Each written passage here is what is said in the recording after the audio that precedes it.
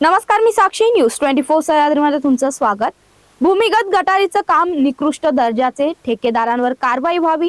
सामाजिक कार्यकर्त्यांनी सुरू केलेली उपोषण अखेर पालिकेचे नगराध्यक्ष पराग संधान, भाजपाचे गटनेते, नगरसेवक यांच्या मध्यस्थीने पालिका प्रशासन, मुख्याधिकारी, संबंधित ठेकेदार यांनी दिलेल्या आश्वासनानंतर आमरण उपोषण मागे घेण्यात आलं. कोपरगाव नगर परिषदेच्या वतीने शहरात भूमिगत गटार योजनेचं काम सुरू असून सदर ठेकेदार काम निकृष्ट दर्जाचं करत असल्याचे आरोप करत संबंधित ठेकेदारांवर कारवाई व्हावी अशी मागणी करत कोपरगाव शहरातील सामाजिक कार्यकर्ते भरत मोरे, अनिल गायकवाड आणि विनय भगत यांनी 20 जानेवारी 2026 पासून शहरातील छत्रपती शिवाजी महाराज स्मारकाजवळ आमरण उपोषण सुरू केलं. या उपोषणाला भारतीय जनता पार्टी, RPI मित्र पक्ष, लोकसेवा आघाडीचे पालिकेचे नगराध्यक्ष पराग संधान, उपनगराध्यक्ष जितेंद्र रणशूर, गटनेते प्रसाद आढाव, आरोग्य विभाग सभापती वैभव आढाव, माजी नगराध्यक्ष राजेंद्र सोनवणे, सर्व आजी माजी नगरसेवक पदाधिकारी यांनी उपोषणकर्त्यांशी भेट घेत चर्चा केली. यावेळी पालिकेचे मुख्याधिकारी सुहास जगताप, संबंधित विभागातील अधिकारी, ठेकेदार यांनी सर्व मागण्या समजून घेत त्यांच्याशी चर्चा करत दिलेल्या आश्वासनानंतर उपोषण मागे घेण्यात आलं आहे. जर 27 तारखेला सदरील कामाची पाहणी करून त्यावर निर्णय न घेतल्यास पुन्हा आमरण उपोषण करणार असल्याचा इशारा भरत मोरे यांनी दिला. त्या ठिकाणी गेलो असता निविदेप्रमाणे काम नाही आमच्या लक्षात आलं. त्या कामात भ्रष्टाचार होतो हे आमच्या लक्षात आलं. त्यानंतर आम्ही त्या लेबर लोकांना विनंती केली आणि ते काम थांबवलं. त्याच्यानंतर अनेक माहितीचे अधिकार दिले. अनेक वेळा मुख्य अधिकारी साहेबांना आम्ही संपर्क केला, माहिती देतो, कळवतो, पण काम काही थांबत नव्हतं. मग या आमरण उपोषणाच्या माध्यमातून आम्ही या ठिकाणी बसलो. याच्यात अनेक त्रुटी आहेत. निविदेप्रमाणे मटेरियल वापरले गेलेले नाहीये. काही महत्वाचे मुद्दे आहेत. जमीन जशी जशी खाली 5 ते 10 फूट लागेल त्याप्रमाणे ट्रीटमेंट दिली गेली पाहिजे, त्याप्रमाणे ट्रीटमेंट दिली गेलेली नाही. ज्या ठिकाणी चेंबर बांधले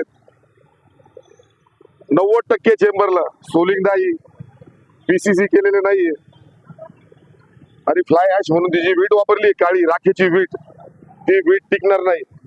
त्या ठिकाणी लाल आपली भाजलेली वीटच वापरायची असा टेंडर मध्ये उल्लेख असताना सुद्धा मग ती वीट का वापरली गेली? वाळू आणि मुरमाचं प्रमाण जास्तीत जास्त त्या पाईपाखाली पाहिजे, त्या बऱ्याच ठिकाणी वापरले गेलेले नाही. आज कोपरगाव नगरपालिकेचे या आपल्या नगरीचे प्रथम नागरिक नगराध्यक्ष परागजी संधान, सगळे गटनेते, उपनगराध्यक्ष जितेंद्र रणशूर, सगळी टीम, मुख्याधिकारी साहेब या ठिकाणी आले. सगळ्यांच्या विनंतीला आम्ही आज मान देतो.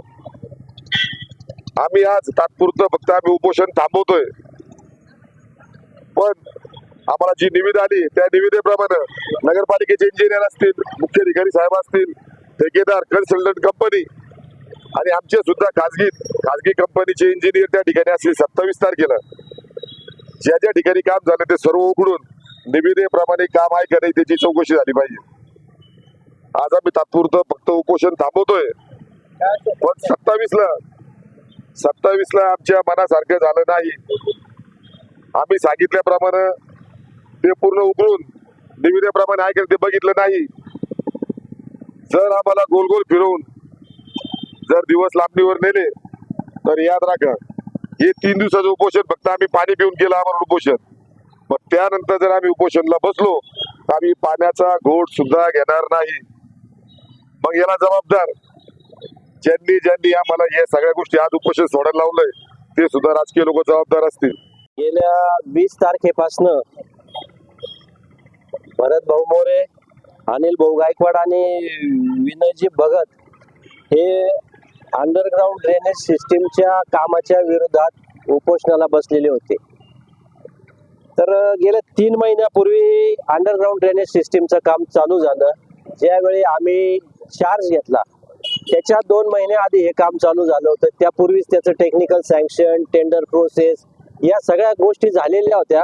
त्यामुळं गेल्या 5-7 तारखे किंवा 10 तारखेच्या पूर्वी हे काम चालू झालेलं होतं. त्यामुळे त्या पूर्वीचं तर मी काही सांगू शकत नाही, परंतु मी आज सगळ्या कोपरगावकरांना आणि उपोषणकर्ते जे आमचे मित्र आहेत त्यांना एक ग्वाही देतो की इथून पुढचं जे काम होणार आहे ते टेंडरच्या नियमानुसार होणार आहे.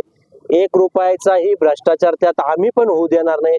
आपण ज्या शहराच्या आणि योजनेकरता आणि शहराच्या फायद्याकरता उपोषणाला बसले, त्याच मार्गक्रमावर आम्ही सुद्धा आमचे सर्व 20 नगरसेवक आणि आम्ही सर्वजण त्याच पद्धतीने आम्ही कामकाज करणार आहोत. त्यामुळे काल ज्यावेळी आम्ही भेटीला आलो तर आल्या पहिल्यांदा आम्ही ते काम बंद केलेलं आहे.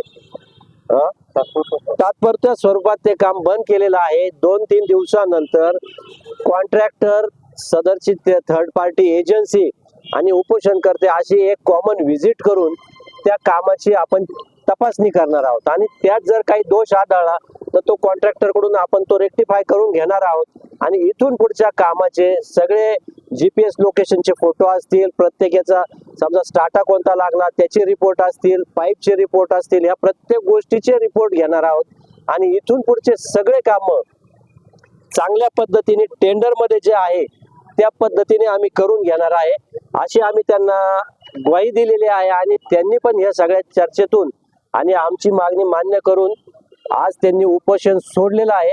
त्याबद्दल मी त्यांचेही आभार मानतो.